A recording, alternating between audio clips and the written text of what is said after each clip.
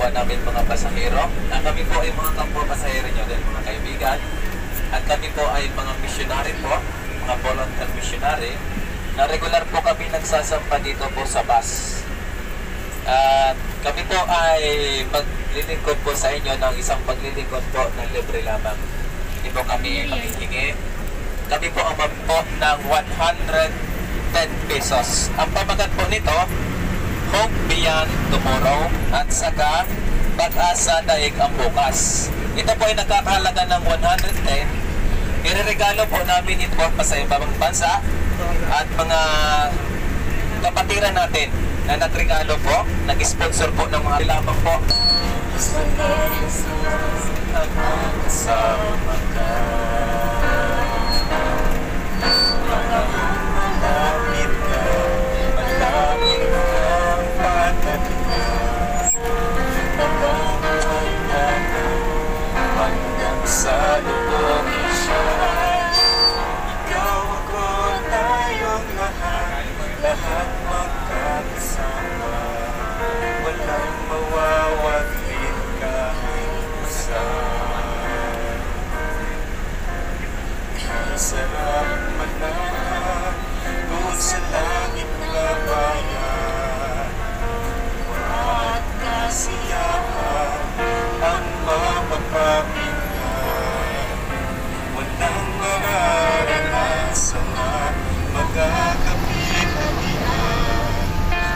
Sa Ama ang buhay walang hanggan. Panahon malapit na, malapit na ang pagkanya. Madaka humanda na, humandang sa lubongin siya. Ikaw ako, tayong lahat, lahat magkakasama. Walang mawawaglit kahit isa. Panahon malapit na, malapit na ang pagdating niya.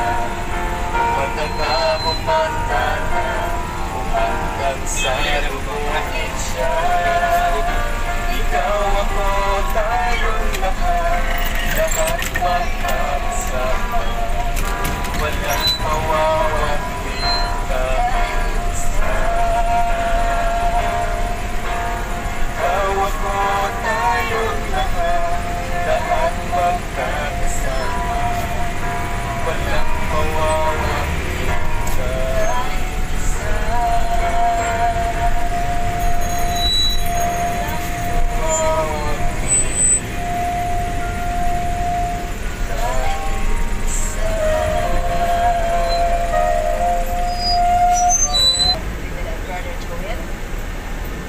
Magandang umaga po sa inyo lahat. Ang mensahe po ng awit ay gayon na lamang ang pagsunod ng Diyos na ibinigay niya ang kanyang pagkana, kaya nais ng ating Panginoon na lahat tayo ay ligtas at nais niya na tayong lahat ay lumapit sa Kanya. Kung sa umagang ito po ay magdadala kami ng mensahe para sa inyo, pero bago kami dumako roon, tayo muna ay manalangin. Amang padala ng kapangyarihan sa lahat, purihin sa kanyang pangalan, sa pagkatigaw buwan ng langit at lupa. At sa mga oras ito, hinihiling namin ang banal ng Espiritu, na naway buhos mo sa bawat isa ng dirito, upang ang iyong makapangyarihang salita ay mabot sa kanilang puso na magkaroon ng pagkala. Hinihiling din naman namin na ingatan mo nawa ang driver ng bus na ito at sa ibang palain, ganun din naman ang lahat ng mga pasaliro na rito, na naway makarating sa kanilang pagkukunan ng mga lugar na ligtas. Maraming salamat. Ang lahat ito aming pasalamatan, alang-alang sa matamis ng pangalan ni Jesus. So sa umagang ito, ang aming mensaheng dadalhin sa inyo ay tungkol sa pagpapatawad. Kaya nga meron tayong pamagat na magpatawad at mamulat. Naka-apekto sa ating emotional, sa ating physical, at sa ating spiritual. Ano nga ba ang nangyayari kapag apektado ang ating emotional? Unang-una, sa gabi hindi tayo nakakatulog at nakakaramdam tayo ng kalungkutan. Sa atin namang physical, nagiging malungkot tayo at hindi tayo makakain. Kadalasan din ay nagbabago ang ating pakikitungo sa ating kapwa.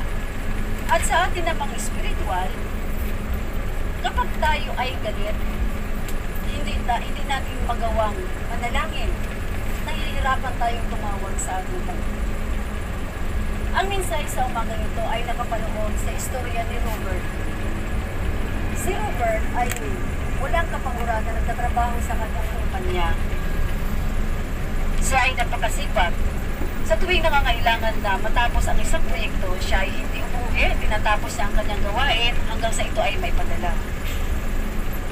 Lagi siyang nauuna sa kanyang schedule, kaya naman madalas siyang makakuha ng matataas na mga performance evaluation. Kaya naman, alam niya na sa nalalapit na pag-retiro ng kanyang supervisor, nakukuna ang kanyang pangalan ng papalit doon sa posisyon ng kanyang supervisor.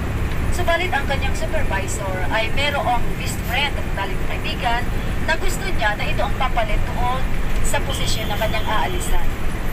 Kaya ang tao ito ay mas binigyan ng pagkakataon kaysa doon kay Robert. Nung malaman ito na ni Robert ay sumama ang kanyang kalooban at siya ay nakipagtalo sa kanyang supervisor. So dahil dito, ang resulta si Robert ay inilagay sa ilalim ng probasyon. At dahil ang kumpanya ay hindi nagpapahintulot na ma-promote ang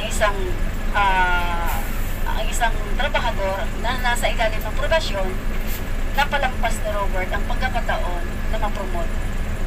Kaya ang pumalit bilang supervisor ay ang best friend ng supervisor.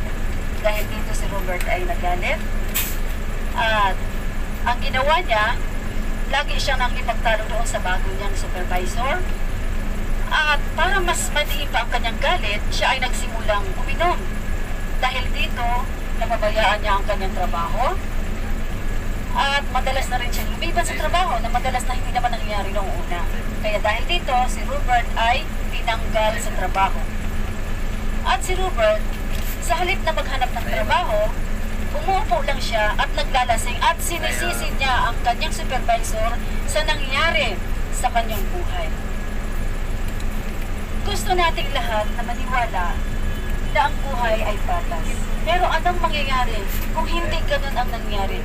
Ano ang mangyayari kung pagkatapos ng sakripisyo mo ay iba ang nangyari? Paano natin harapin ang mga masamang na pangyayari sa buhay natin? Kadalasan, karamihan sa atin ay tumutugon sa mga ganitong paraan. Unang-una, kapag ka ba'y nakasakit sa iyo, gusto mo na ang taong nakasakit sa iyo ay humingi ng sorry sa iyo, ng pasensya at aminin nila ang kanilang pagkakamali. At pagkatapos nito, kapag hindi nangyari, kapag ang taong nakasakit sa iyo ay hindi humingi ng sorry, nadadagdagan lang ang sama ng iyong buo. At pagkatapos nito, maghahanap ka ng ibang tao na masabihan mo kung anong ginawa nila sa iyo. Humahanap ka ng iyong karamay. At pagkatapos, ang sakit ng damdamin nito nararamdaman mo, katagalan ay nagiging galit. At sa katagalan pa, ang galit na ito ay nagiging sama na ng loob. At pagkatapos, mag-uumpisa na rin tayong magpantasya ng paghihiganti. Minsan sa isipan natin, nilalagay na natin sa sako yung mga taong nakasakit sa atin. Nag-i-imagine tayo na sinasaksak natin. Nag-i-imagine tayo ng pagtuturtol sa kanila. Na kadalasan, alam naman natin na hindi ito mangyayari. So, ang sabi dito, sa paglipas, ang tanong, gumagana ba ang paninisi? Ang sabi ng paninisi, kasalanan mo ang nangyari. Sa makatuwid, ang paghihirap sa aking buhay ay kasalanan mo. In short, kasalanan mo ang buhay ko. Kasi minsan pag nag-iiba na ang ugali mo, sabihin sa'yo, bakit ka nagkakaganyan? Sabihin mo, dahil sa'yo. Ikaw ang dahilan. So sinisisi natin sa kanila. Ang problema, ang paninisi ay hindi gumagana. Ang paninisi daw ay tulad lang ng isang adiksyon. Ito ay nagpapagaan sa iyong pakiramdam sa simula. Parang pag sinisisi mo ang tao na nakasakit sa iyo, nakakaramdam ka ng kagaanan ng pakiramdam. Ito. Ngunit, ang sabi dito, kapag sinisisi mo ang isang tao sa katunayan, ay binibigyan mo sila ng kontrol sa iyong sarili. Sa isang punto, ang issue ay hindi na kung ano ang ginawa ng ibang tao sa iyo, ngunit kung ano ang ginawa mo sa iyong sarili. Meron pa akong kakilala na kaibigan ko na may asawa siya. 15 years siguro ng pag-sasama nila, nalaman niya na na merong palang anak yung kanyang asawang lalaki sa ibang babae. At noon niya lang nalaman. Dahil doon sumama ang kanyang loob at ang kanyang ginawa para maipakita talaga na masama ang kanyang loob, nag-umpisa siya magbisyo. Nagsugal siya, nag-inom na rin siya, so naging lasinggera siya. Kaya ang nangyari sa kanya, yung dati niyang magandang mukha, magandang pangangatawan, ay pumayat siya ng gusto na halos maging lutong balat na lang siya dahil sa kanyang mga bisyo. At dahil sa bisyo niya, nagkaroon siya ng sakit. Kaya, ang usapin dito ay hindi na kung ano ang ginawa sa iyo ng taong nakasakit sa iyo, kundi kung ano ang ginawa mo sa sarili mo. Ibang tao na pumilos. Naniniwala ka ba talaga na gagawin ng ibang tao ang makasaya mo? Paano ito talaga para sa iyo? Hindi ito ang isang mahusay na diskarte para sa tagumpay. Kapag ka naninisi ka, nagiging lucky wife at pagkakot. Kung nakinigan ninyo ang kasabihan, love is blind. Ano ba ang ibig sabihin ng love is blind? Ibig sabihin, umiibig ka. Subalit, Pwede nyo yan panoorin sa Facebook. ang isang Joel Sherin na Hope. mabuti ang nakikita mo. May mga video Ang doon. negative sa Makikita kayo doon kasi pinapost namin doon sa Bibig ka Facebook. sa isang tao, may asawa. Nakikita mo lang na mabait siya, guwapo siya. Ang hindi mo nakikita na meron siyang pamilya, ay masisira siya. So sa love is blind, isang galit ka ang nakikita. So ganun din sa galit. Kapag galit ka, isang punto lang ang nakikita mo. Kapag galit ka sa isang tao, ang mga pangit niya lang na bahagi ang nakikita mo, magkatulad sila sa bulag at sa galit. Yung sabi dito, kasi kung gusto talaga ng isang tao na kung may halaga siya, kung may halaga ka sa kanya, gagawin niyang lahat kung pagmamamuti ang lahat. Pero kung hindi, wala siyang gagawin. Sabi ko, ang katotohanan na lahat ng tao ay pinaghalo mabuti at masama. Siyempre, ang mundo ito ay palagi nagkakaroon ng masama.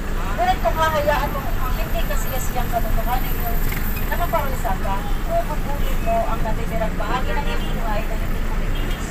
Hindi ka magkakaroon ng kakayanan na harapin ang mga masakit na sitwasyon. So kung palagi ka lang naninisi, wala kang kakayanan na harapin ang mga sitwasyon na nagkakaroon sa sama. Sabi nito, huwag salakin ang iyong enerhiya sa pagsisilap ng mga tao. Kung bakit ginawa ng ibang tao ang kanyang ginawa. Kasi nagtataka tayo sa kabila ng pagkikisama natin, nagagawa pa rin nila at mga ginagawa nila sa atin. Kung nagmamalasakit sa iyong ibang tao, itatama niya ang mga masasakit na nagawa o sa pamamagitan ng pag-uusap sa isa't isa. Makakaisip ka ng alulong ng business na nagagawa para sa iyong ginawa. Kung may ibang tao ay walang pakialam sa iyo, magkakaroon ng interes sa pagbawas mo ng mga masasakit na aksyon o pagpapaginasin ng mga pangangailangan. Kasi kung mahalaga ka sa isang tao, hindi mo kailangang ipilit ang kondisyon, hindi mo kailangan ipilit ang mga atensyon. Ang isa pang epektibong paraan upang maputol ang sentro ng pagkatigo sa mga aksyon na nila sa iyo ay ang pagbaba ng iyong mga inasa. Ibig sabihin, lower mo yung expectation mo sa ibang tao.